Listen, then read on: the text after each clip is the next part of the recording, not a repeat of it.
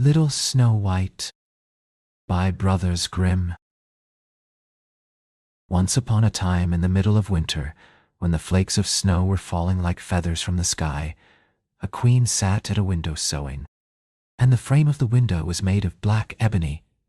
And whilst she was sewing and looking out of the window at the snow, she pricked her finger with the needle, and 3 drops of blood fell upon the snow, and the red looked pretty upon the white snow. And she thought to herself, "Would that I had a child as white as snow, as red as blood, and as black as the wood of the window frame." Soon after that she had a little daughter, who was as white as snow, and as red as blood, and her hair was as black as ebony. And she was therefore called Little Snow White. And when the child was born, the queen died. After a year had passed, the king took to himself another wife. She was a beautiful woman, but proud and haughty, and she could not bear that anyone else should surpass her in beauty. She had a wonderful looking-glass, and when she stood in front of it and looked at herself in it and said, "Looking-glass, looking-glass on the wall, who in this land is the fairest of all?" the looking-glass answered, "Thou, O Queen, art the fairest of all." Then she was satisfied, for she knew that the looking-glass spoke the truth. But Snow White was growing up, and grew more and more beautiful. And when she was 7 years old, she was as beautiful as the day, and more beautiful than the queen herself.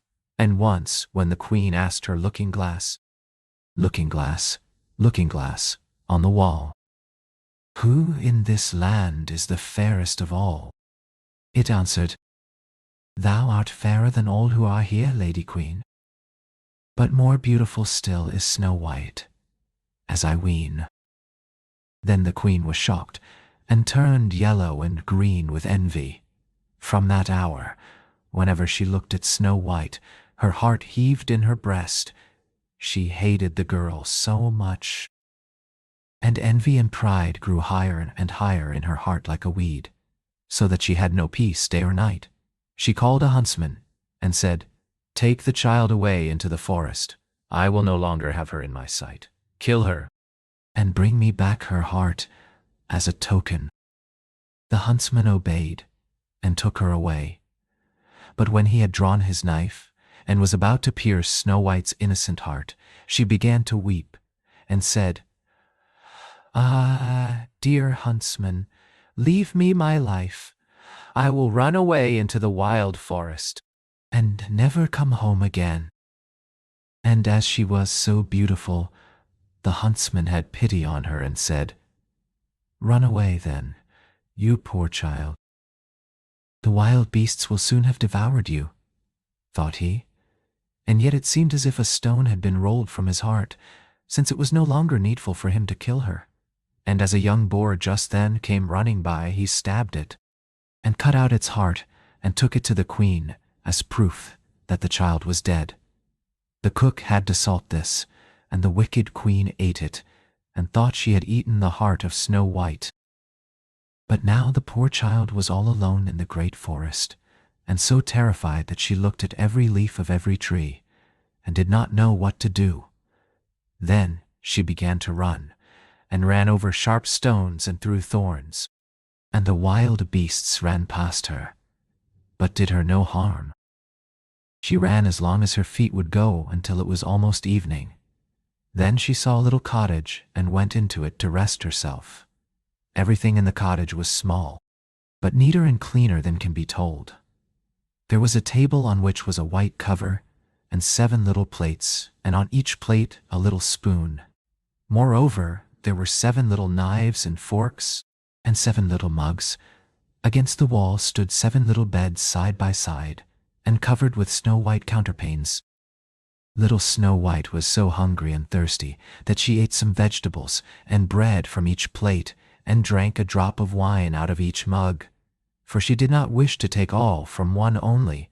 Then, as she was so tired, she laid herself down on one of the little beds, but none of them suited her. One was too long, another too short, But at last she found that the seventh one was right, and so she remained in it, said a prayer, and went to sleep.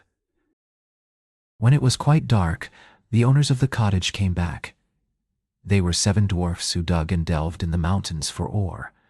They lit their 7 candles, and as it was now light within the cottage, they saw that someone had been there, for everything was not in the same order in which they had left it. The first said, "Who has been sitting on my chair?" The second, "Who has been eating off my plate?" The third, "Who has been taking some of my bread?" The fourth, "Who has been eating my vegetables?" The fifth, "Who has been using my fork?" The sixth, "Who has been cutting with my knife?" The seventh, "Who has been drinking out of my mug?" Then the first looked round and saw that there was a little hole on his bed, and he said, "Who has been getting into my bed?" The others came up and each called out, "Somebody has been lying in my bed too." But the seventh, when he looked at his bed, saw little Snow White, who was lying asleep therein, and he called the others, who came running up, and they cried out with astonishment, and brought their 7 little candles, and let the light fall on little Snow White. "Oh, heavens! Oh, heavens!" cried they. "What a lovely child!" And they were so glad that they did not wake her up, but let her sleep on in the bed. And the 7th dwarf slept with his companions, 1 hour with each, and so got through the night. When it was morning, little Snow White awoke, and was frightened when she saw the 7 dwarfs. But they were friendly, and asked her what her name was. "My name is Snow White," she answered. "How have you come to our house?" said the dwarfs. Then she told them that her stepmother had wished to have her killed, but that the huntsman had spared her life, and that she had run for the whole day, until at last she had found their dwelling. The dwarfs said, "If you will take care of our house, cook, make the beds, wash, sew, and knit, and if you will keep everything neat and clean, you can stay with us and you shall want for nothing." "Yes," said Snow White, "with all my heart," and she stayed with them. She kept the house in order for them. In the mornings they went to the mountains and looked for copper and gold. In the evenings they came back, and then their supper had to be ready. The girl was alone the whole day. So the good dwarfs warned her and said, "Beware of your stepmother. She will soon know that you are here. Be sure to let no one come in." But the queen, believing that she had eaten Snow White's heart, could not but think that she was again the first and most beautiful of all.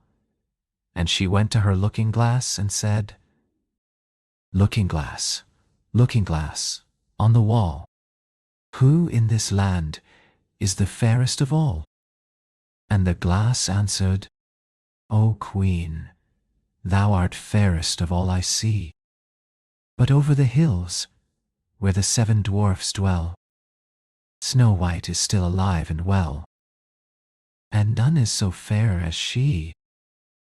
Then she was astounded, for she knew that the looking-glass never spoke falsely, and she knew that the huntsman had betrayed her, and that little Snow White was still alive. And so she thought and thought again how she might kill her. For so long as she was not the fairest in the whole land, envy let her have no rest, and when she had at last thought of something to do, she painted her face and dressed herself like an old peddler woman, and no one could have known her. In this disguise she went over the 7 mountains to the 7 dwarfs, and knocked at the door and cried, "Pretty things to sell, very cheap, very cheap, very cheap." Little Snow White looked out of the window and called out, "Good day, my good woman. What have you to sell?" "Good things, pretty things," she answered, "stay laces of all colors," and she pulled out one which was woven of bright-colored silk. "I may let the worthy old woman in," thought Snow White, and she unbolted the door and bought the pretty laces. "Child," said the old woman, "what a fright you look. Come, I will lace you properly for once. Snow White had no suspicion but stood before her, and let herself be laced with the new laces. But the old woman laced so quickly and so tightly that Snow White lost her breath and fell down as if dead. "Now I am the most beautiful," said the queen to herself, and ran away. Not long afterwards, in the evening, the 7 dwarfs came home, but how shocked they were when they saw their dear little Snow White lying on the ground, and that she neither stirred nor moved, and seemed to be dead. They lifted her up, and, as they saw that she was laced too tightly, they cut the laces. Then she began to breathe a little, and after a while came to life again. When the dwarfs heard what had happened, they said, "The old peddler woman was no one else than the wicked queen. Take care, and let no one come in when we are not with you." But the wicked woman, when she had reached home, went in front of the glass and asked, "Looking glass, on the wall, who in this land is the fairest of all?" And it answered as before, "O queen, thou art fairest of all I see. But over the hills, where the 7 dwarfs dwell, Snow White is still alive and well, and none is so fair as she." When she heard that, all her blood rushed to her heart with fear, for she saw plainly that little Snow White was again alive. "But now," she said, "I will think of something that shall put an end to you," and by the help of witchcraft, which she understood, she made a poisonous comb. Then she disguised herself and took the shape of another old woman. So she went over the 7 mountains to the 7 dwarfs, knocked at the door, and cried, "Good things to sell! Cheap! Cheap! Cheap!" Little Snow White looked out and said, "Go away. I cannot let anyone come in." "I suppose you can look," said the old woman, and pulled the poisonous comb out and held it up. It pleased the girl so well that she let herself be beguiled and opened the door. When they had made a bargain, the old woman said, "Now I will comb you properly for once." Poor little Snow White had no suspicion, and let the old woman do as she pleased. But hardly had she put the comb in her hair than the poison in it took effect, and the girl fell down senseless. "You paragon of beauty," said the wicked woman, "you are done for now," and she went away. But fortunately, it was almost evening when the 7 dwarfs came home. When they saw Snow White lying as if dead upon the ground, they at once suspected the stepmother, and they looked and found the poisoned comb. Scarcely had they taken it out when Snow White came to herself and told them what had happened. Then they warned her once more to be upon her guard and to open the door to no one. The queen, at home, went in front of the glass and said, looking glass, on the wall, who in this land is the fairest of all?" Then it answered as before, "O queen, thou art fairest of all I see. But over the hills, where the 7 dwarfs dwell, Snow White is still alive and well, and none is so fair as she." When she heard the glass speak thus, she trembled and shook with rage. "Snow White shall die," she cried, "even if it costs me my life." Thereupon she went into a quite secret, lonely room where no one ever came, and there she made a very poisonous apple. Outside it looked pretty, white with a red cheek, so that everyone who saw it longed for it. But whoever ate a piece of it must surely die. When the apple was ready, she painted her face and dressed herself up as a countrywoman, and so she went over the 7 mountains to the 7 dwarfs. She knocked at the door. Snow White put her head out of the window and said, "I cannot let anyone in. The 7 dwarfs have forbidden me." "It is all the same to me," answered the woman. "I shall soon get rid of my apples. There, I will give you one." "No," said Snow White, "I dare not take anything." "Are you afraid of poison?" said the old woman. "Look, I will cut the apple in 2 pieces. You eat the red cheek." and I will eat the white." The apple was so cunningly made that only the red cheek was poisoned. Snow White longed for the fine apple, and when she saw that the woman ate part of it, she could resist no longer, and stretched out her hand and took the poisonous half. But hardly had she a bit of it in her mouth than she fell down dead. Then the queen looked at her with a dreadful look, and laughed aloud and said, "White as snow, red as blood, black as ebony wood. This time the dwarfs cannot wake you up again." And when she asked of the looking-glass at home, looking glass, on the wall, who in this land is the fairest of all?" it answered at last, "O Queen, in this land thou art fairest of all."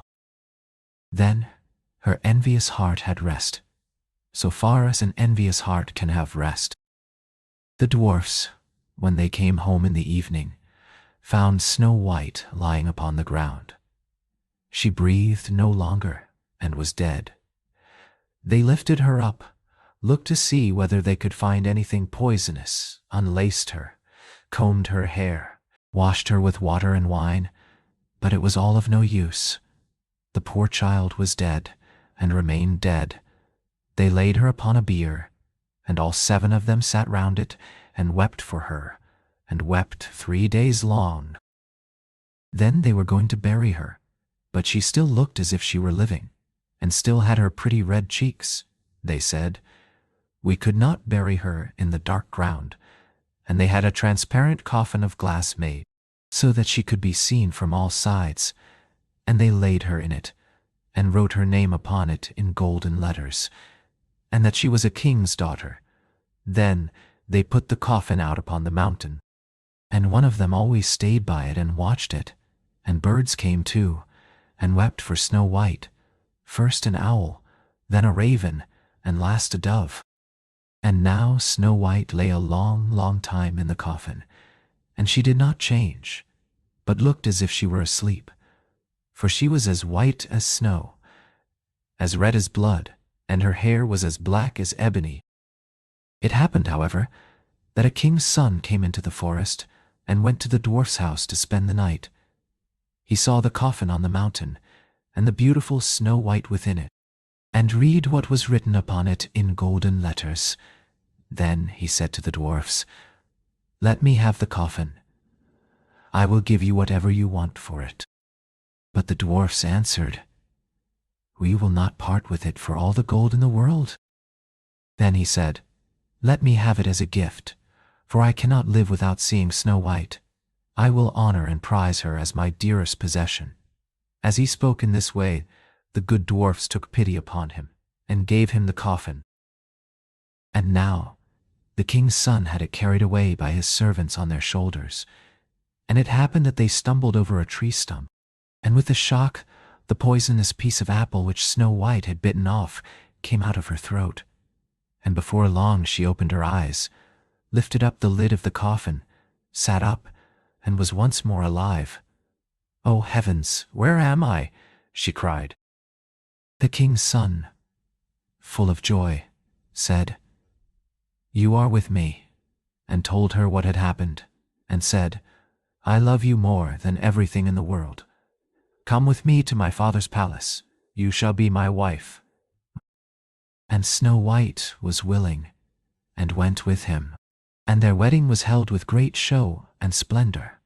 But Snow White's wicked stepmother was also bidden to the feast. When she had arrayed herself in beautiful clothes, she went before the looking-glass and said, "Looking-glass, looking-glass, on the wall, who in this land is the fairest of all?" The glass answered, "O Queen, of all here the fairest art thou. But the young queen is fairer by far as I trow." Then the wicked woman uttered a curse, and was so wretched, so utterly wretched, that she knew not what to do. At first she would not go to the wedding at all, but she had no peace, and must go to see the young queen. And when she went in she knew Snow White, and she stood still with rage and fear, and could not stir, but iron slippers had already been put upon the fire, and they were brought in with tongs and set before her. Then she was forced to put on the red-hot shoes and dance until she dropped down dead. You are in the Silver Library. If you enjoyed the experience, like and subscribe for more.